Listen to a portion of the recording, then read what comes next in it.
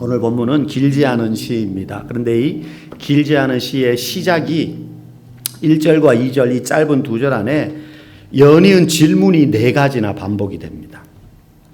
다른 문장인 것 같지만 사실은 한 가지를 의미하는 질문이에요. 여호와여 어느 때까지니까? 나를 영원히 잊으시나이까? 주의 얼굴을 나에게서 어느 때까지 숨기시겠나이까? 내 원수가 나를 치며 자랑하기를 어느 때까지 하리이까? 지금 이 시를 쓴 다윗이 뭔가 굉장한 어려움을 겪고 있어요. 그런데 어려움이 지금 어려운 게 아니라 이 어려움 중에 생기는 의문이 있는 거예요. 그 의문이 이제 이 4가지인 거예요. 여호와여 어느 때까지? 나를 영원히 잊으실 겁니까? 주의 얼굴을 나에게서 언제까지 숨기시겠습니까? 내 원수가 나를 치며 자랑하기를 어느 때까지 하시려고 합니까? 이게 다 때, 그죠? 타이밍, 시간에 대한 의문입니다. 지금 다윗의 이 질문은요, 지금 하나님께 하는 거예요. 근데 이건 괜찮다가 지금 갑자기 어떤 문제가 생겨서 지금 하나님 앞에 묻는 게 아니에요. 일생 동안 계속해서 잊을만 하면 어려움이 찾아오고 잊을만 하면 고난이 찾아와서 그때마다 드는 일생 동안 다윗을 따라다녔던 질문이에요. 하나님 언제까지? 참 기가 막히지 않습니까? 다윗이라고 별 수가 없는 것 같아요.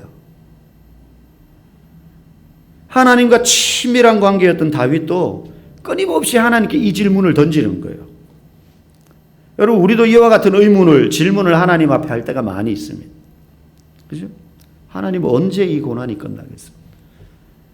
하나님 도대체 언제까지 이래야 됩니까? 하나님의 얼굴을 내게서 혹시 숨기고 계신 거 아닙니까? 이게 무슨 말입니까? 하나님 도대체 어디 계세요? 이런 뜻이잖아요. 하나님 안 보입니다. 내 기도를 듣기는 하시는 거예요. 언제까지 기다려야 되죠? 이런 질문 우리도 수시로 마음속에 의문부호처럼 떠오릅니다. 그런데 다윗은 이 질문을 참 잘하고 있어요. 질문을 잘해야 옳은 답을 얻는 것입니다. 그죠?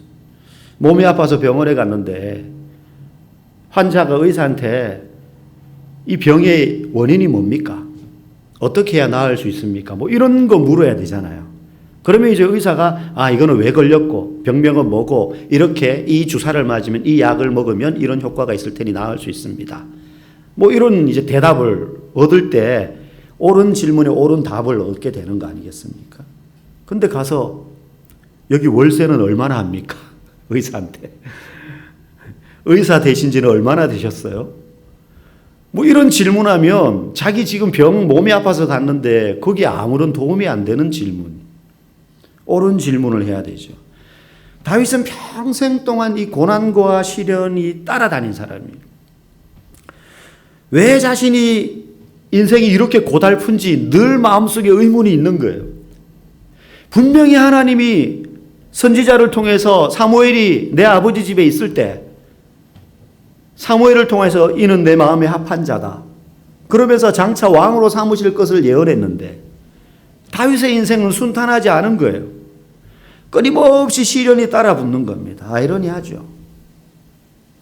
하나님이 인정했던 다윗인데도 이런 문제가 평생을 따라다닌 겁니다.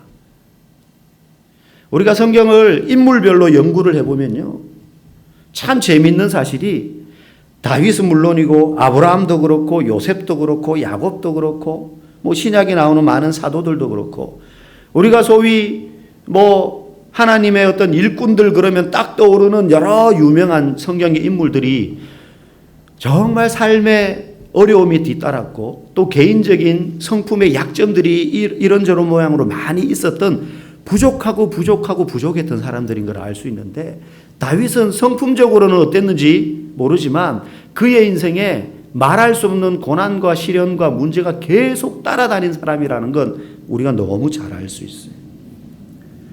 그러니 우리가 예수 믿으면서 어려움을 겪는다고 해서 그걸 이상하게 여기면 안 돼. 왜 하나님 나에게만? 다윗도 그랬다니까요. 다윗도, 천하의 다윗도.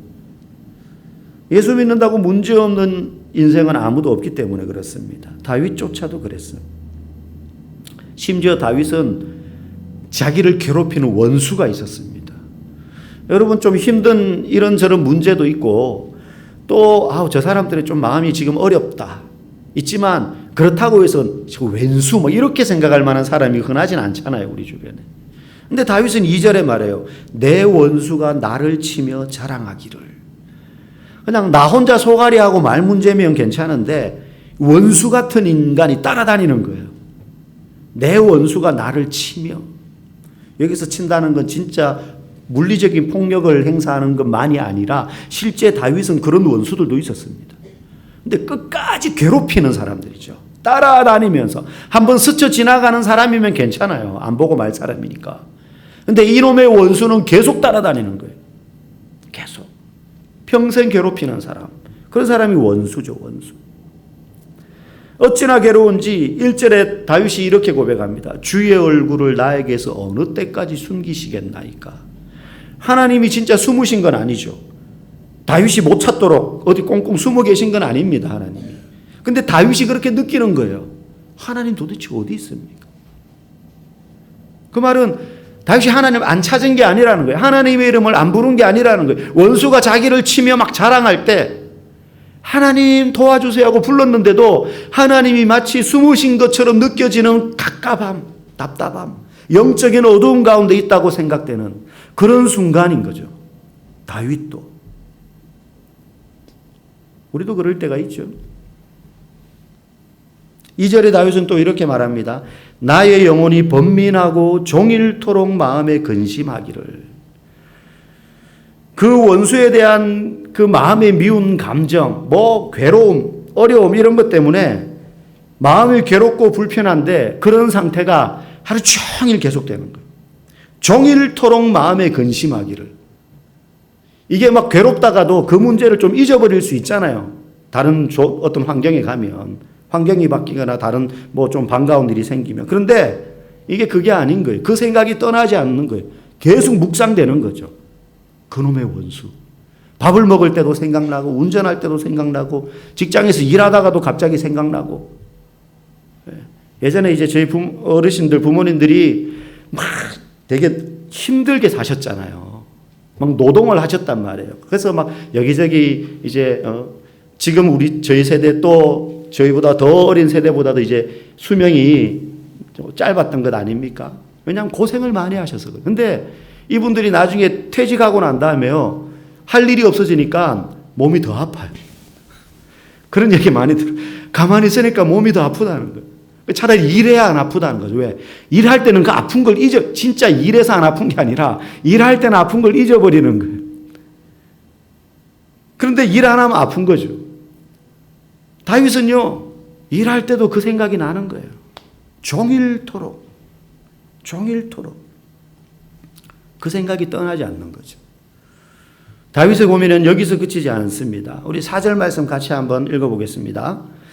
두렵건대 나의 원수가 이르기를 내가 그를 이겼다 할까 하오며 내가 흔들릴 때에 나의 대적들이 기뻐할까 하나이다. 원수들이 이렇게 말하는 겁니다. 내가 다윗을 이겼다. 다윗이 자기들 때문에 막 괴로워하거든요. 막 피하고 싶고 상대하기 싫어하고 너무 힘들어하니까 그런 다윗의 모습을 보면서 자기들이 이겼다고 막 말하고 다니는 거죠. 그리고 그런 문제 앞에서 다윗이 막 흔들리니까 그 마음이 흔들리고 하나님을 향한 믿음이 흔들릴 때 원수들이 또 막 기뻐하는 거예요. 저봐, 하나님 믿는다고 하는 다윗도 별 수 없네. 두려워가지고 벌벌 떨고 말이지. 괴로우니까는 어찌할 바 모르고 하나님 앞에 다 맡기고 한다더니 왜 저래? 그럴까봐 더 두렵다는 거예요. 내가 괴로운 것도 괴로운 건데 개인적으로. 내가 괴로워하는 모습 때문에 원수들이 기뻐할까봐. 하나님의 영광이 가려질까봐. 그게 또 두려운 거예요. 여러분 이런 모습 보면 다윗이 얼마나 인간적인지 모릅니다. 우리하고 별로 다를 바 없는 성정을 지닌 사람이에요. 우린 다윗 정도 되면 어떤 고난도 하나님 붙잡고 승리하고 골리앗을 물리쳤던 그런 다윗.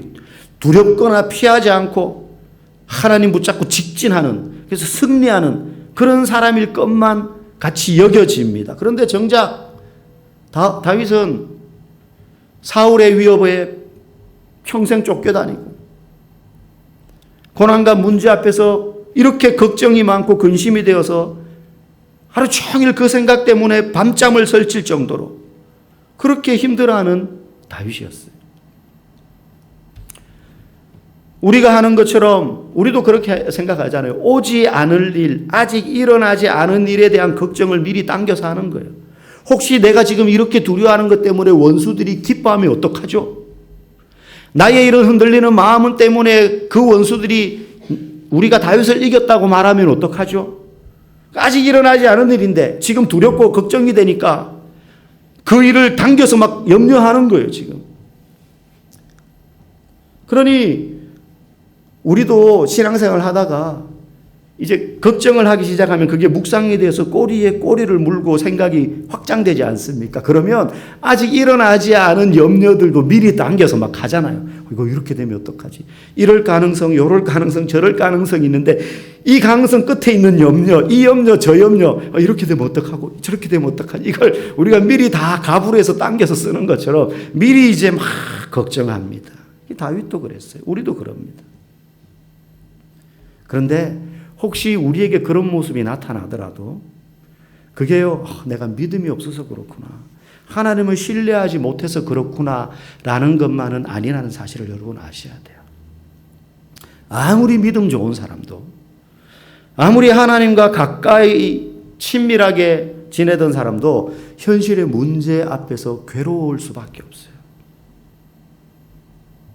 많은 분들이 그래요.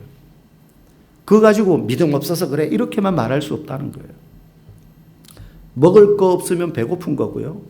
자식들 준비물 챙겨줄 돈이 없으면 한숨이 나오는 법입니다. 몸이 아프면요, 여기저기가 괴롭고 신경이 날카로워져서 짜증내고 그렇게 부지런하던 사람도 게을러져요. 아픈데. 다윗이나 우리나 그렇다는 거예요. 근데 하나님이 그런 우리 모습을 모를까요? 우리가 연약해서 어찌할 바 모를 때 너 믿음 없이 왜 그래? 막 그렇게 따지시기만 하는 하나님이 아니시라는 거예요. 엘리야가 갈멜산에서 그 대단한 승리를 거두고 난 다음에 그 이세벨의 기세등등함에 두려워가지고 막 호렙산까지 가서 도망가서 엎어졌을 때 하나님이 야! 너 내가 능력 줘서 하늘에서 불이 내려가지고 하나님이 참신임을 증거해 줬는데 지금 너 이게 무슨 꼴이야? 이렇게 하시지 않으셨어요. 그래, 쉬어. 좀 자라. 그래서 먹이고 마시고 또 재우고 그렇게 하셨거든요. 그거 보고 엘리야 보고 너 왜 이렇게 엘리야 선지자가 믿음 없어? 이러시지 않으셨죠. 우리의 연약함을 하나님 아신다는 거예요. 그런데 다윗의 시가 항상 그러하듯이 짧거나 길거나 뒤에 가면요, 그럼에도 불구하고 하나님을 향해 자신의 마음을 마주하는 장면이 나와요. 이게 문제가 해결돼서 그런 건 아니에요. 막 두렵죠. 여전히 문제가, 원수들이 막 다가와서 괴롭힙니다. 그런데요, 5절 말씀 읽어보겠습니다. 나는 오직 주의 사랑을 의지하여 싸우니 나의 마음은 주의 구원을 기뻐하리이다. 이게 지금 앞에 고민하던 문제들 1절, 2절에서 던졌던 4가지, 어느 때까지 하나님 영원히 나를 잊으시렵니까? 하나님 내게서 숨어 계십니까?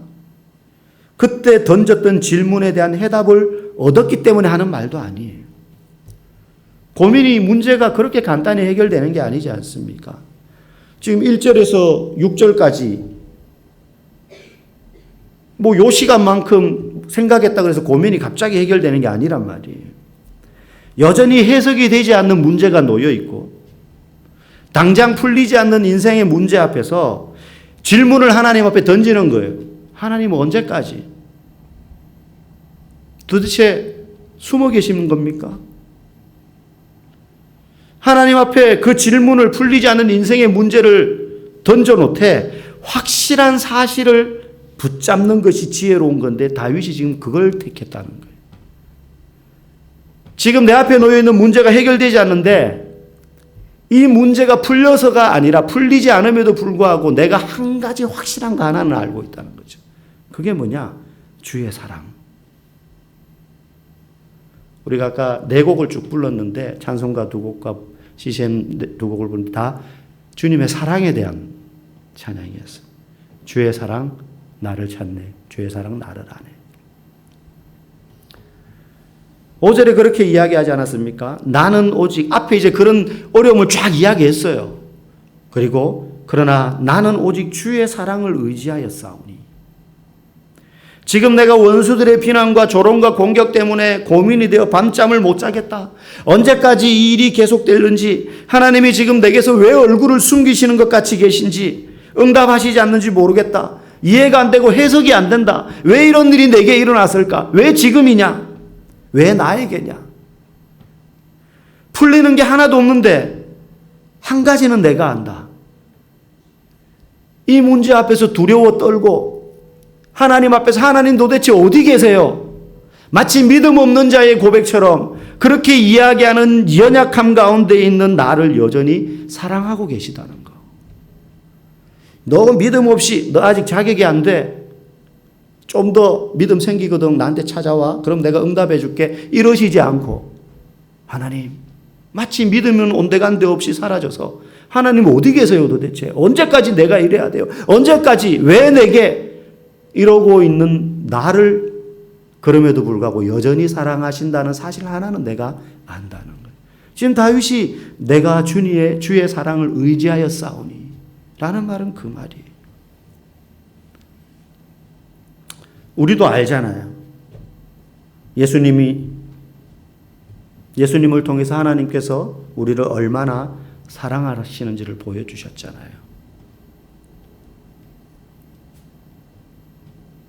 그러니 다윗처럼 삶의 문제가 우리 앞에 놓여서 조속히 해결되지 않거나 그 문제가 언제까지 내 삶을 괴롭게 만들까에 대한 의문이 끊이지 않을 때, 그때 그 문제를 붙잡고 놓지 않고 묵상하는 것이 아니라 문제 너머에 계신 예수님의 사랑을 붙잡으시기를 바랍니다.